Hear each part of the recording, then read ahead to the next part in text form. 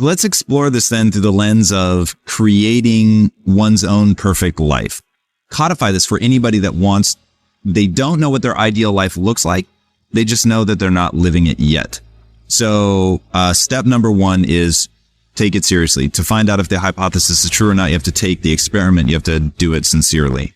What comes after that? I think even one step before that is opening yourself up to new role models and new experiences. We live in echo chambers. We're just surrounded by the same thinking.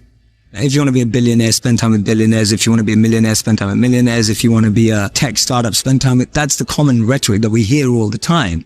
But what if you want to find purpose and master the mind? There's no one better than a monk who's mastered mind. So the first step is just opening yourself up to new experiences and new role models.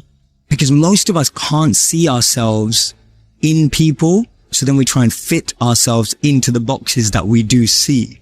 And there's this beautiful quote by a philosopher and writer named Cooley. And he said that today, I'm not what I think I am. I'm not what you think I am. I am what I think you think I am.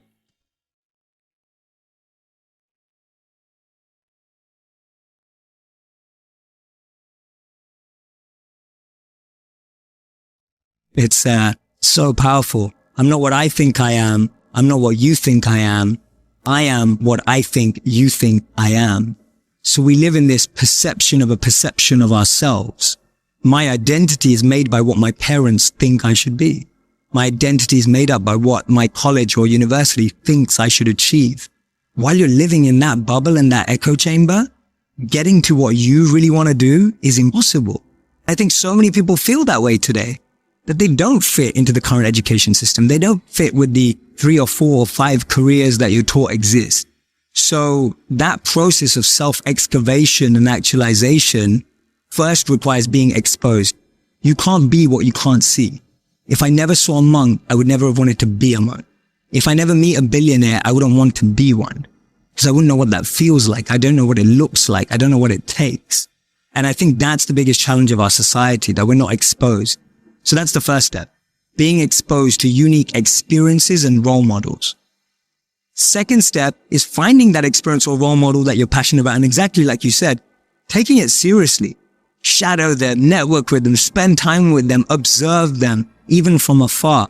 It takes that observation, being addicted to observing that person's lifestyle. And then the third step is going yes or no. Does that work for me? Not everyone who's going to go off and become a monk is going to feel like the way I did, and that's cool. But not everyone is going to go and follow and shadow a billionaire and go, that's exactly the lifestyle I want. They may want the result, but do they want the hard work that goes with it? And so for me, that's the third step. It's observing, focusing, shadowing, getting as close to the process of that individual, and then going yes or no. Do I want that process? Not do I want the result? Everyone wants to be that monk who's fully enlightened, can walk through as an incredible aura that people just gravitate towards. But when you realize he has to wake up at 2 a.m. every day and sleeps about 4 to 6 hours, you're like, that doesn't sound like me. What would you say, is there a process for people to gain more self-awareness? And then what are, from a behavioral, just human behavior level, what are things that trip up the average person? I'm a huge fan of the book, Thinking Fast and Slow.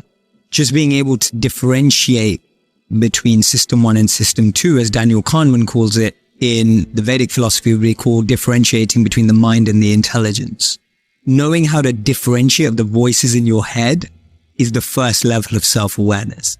System 1 is your initial response to anything that happened. So if you say something I don't like, my system 1 naturally would be a face that I pull that I'm like, I don't agree with that. That's the understanding of what system 1 is. It's your initial default reaction in the moment. That can be positive often. For example, if someone pulls out a knife, you feel scared and you run. That's system 1. That's a good thing. It's safe for you. But also system 1 is someone says something that hurts your ego and you start defending yourself immediately. That's a negative of system 1. That we would refer to as the mind. It's built up of conditioning. Those responses are conditioned. Those default elements are all there because of habit and continuous practice. The system 2 is more like the intelligence. What I would say is more like the parent. If you can consider system 1 to be more like a child, system 2 is more like a parent. It looks more at the long term. It looks more at the bigger picture. It processes that default reaction through a set of checking and metrics to decide whether that's true. The child is the one that wants everything right away, impatient, quickly responding, straight away reacting when it doesn't get what he wants. The intelligent parent, a good one, knows what the child wants and needs and what's better for it in the long term. Just starting there and being able to reflect and observe the different voices inside of us is a great place to start your self-awareness. Because the biggest challenge is that most of us don't know what we're listening to. And most of us don't even know that there are more than one voice inside of us. Just getting over that line is a huge win, because now at least you're trying to differentiate in what you're hearing. And that's going to help you make better decisions in the future. The biggest challenge is that there's just so much noise. It's like, have you ever had someone in your home, maybe it's your wife or maybe it's a friend or whatever, just play a really bad song too often? You just play a song and just think, oh, turn that off. And after a while, it's been on for so long, you become immune to it. Like it's just there and it's still on.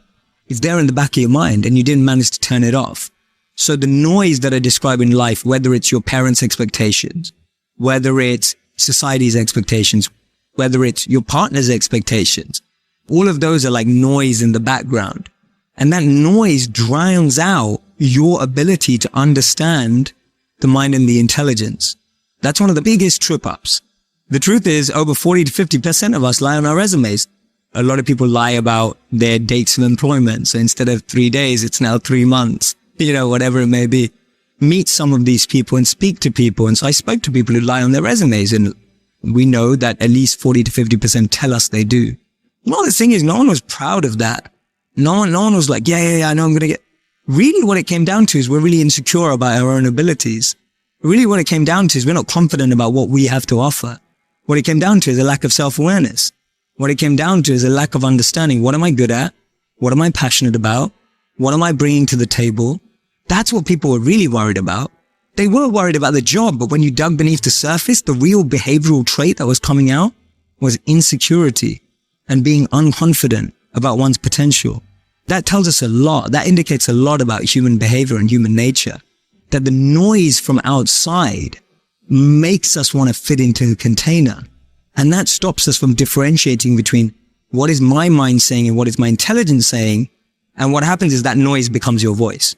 So that noise becomes what you think is what you're saying. And most people don't realize that until 10, 20, 30 years down. He's as powerful as he is. Find power for me.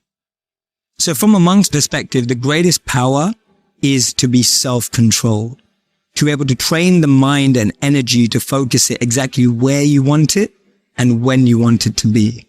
You are completely detached and undeterred from external ups and downs.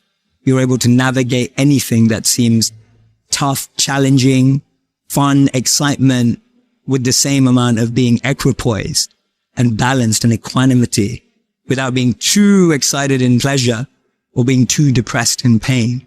Of knowing how to navigate every situation. To me, that's great strength and great power. There's a beautiful verse in the Bhagavad Gita that says that detachment is not that you own nothing.